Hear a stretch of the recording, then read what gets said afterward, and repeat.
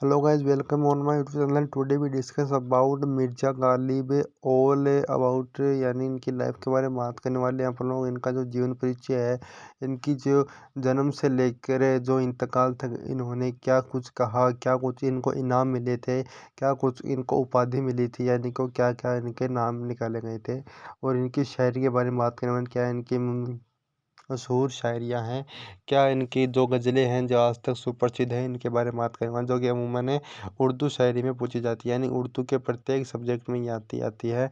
तो वीडियो को शुरू करने से पहले बताता हूँ, अगर आप भी चैनल में पहली बार आए हैं तो चैनल को यहाँ से सब्सक्राइब कर लीजिए, ताकि आने वाले प्रत्येक जो शायर का परिचय आपके पास सबसे पहले पहुँच सके। तो वीडियो को स्टार्ट करते बता दूँ कि मिर्ज़ा गालिब एक ऐसा नाम है जो कि आज तक इतिहास के अंदर ऐसा नाम कभी नहीं लिया गया, यानी कि ये गए अपनी ऐसे पहचान छोड़ के गए थे जैसी पहचान आज तक किसी ने नहीं छोड़ी। इन्होंने भी अपनी शायरी का आगाज़ उर्दू तथा फारसी से किया था। ठीक है। मिर्ज़ा असदुल्ला खान बेगम यानी कि इनको ये एक ऐसे गालिब है, इन्होंने अपने 2 तखल्लुस रखे, पहले असद और उसके बाद गालिब है। अपने तखल्लुस गालिब से जाने जाते हैं। उर्दू और फारसी भाषा में एक महान शायर हैं। इनको उर्दू भाषा का सर्वकालीन महान शायर माना जाता है। इनको उर्दू भाषा का ओवरऑल यानी कि आज तक उर्दू भाषा का सबसे मशहूर शायर गालिब है। ओके।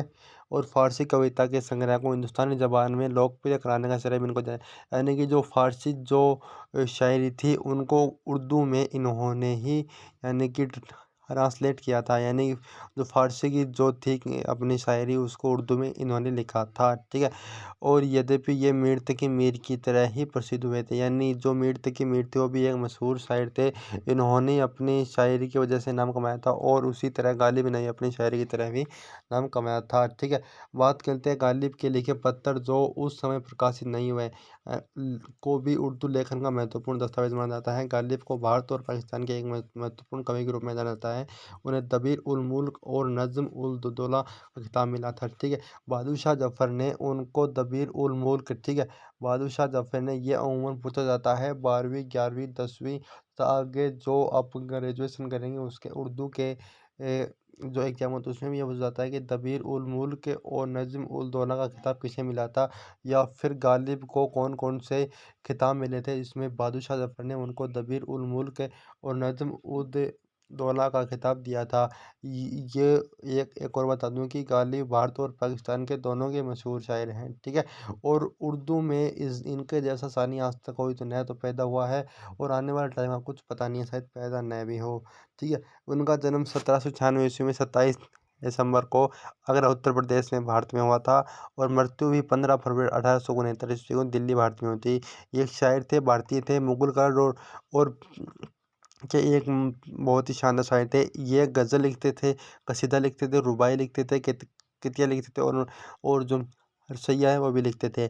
और ये प्यार के ऊपर लिखते थे, विरह यानी कि एक आशिक दूसरे आशिक को छोड़ दिया उसके ऊपर, दर्शन और रहस्यवाद के ऊपर लिखते थे। इनका जो मशहूर एक किताब है दीवान गालिब, वो सबसे ज़्यादा मशहूर है।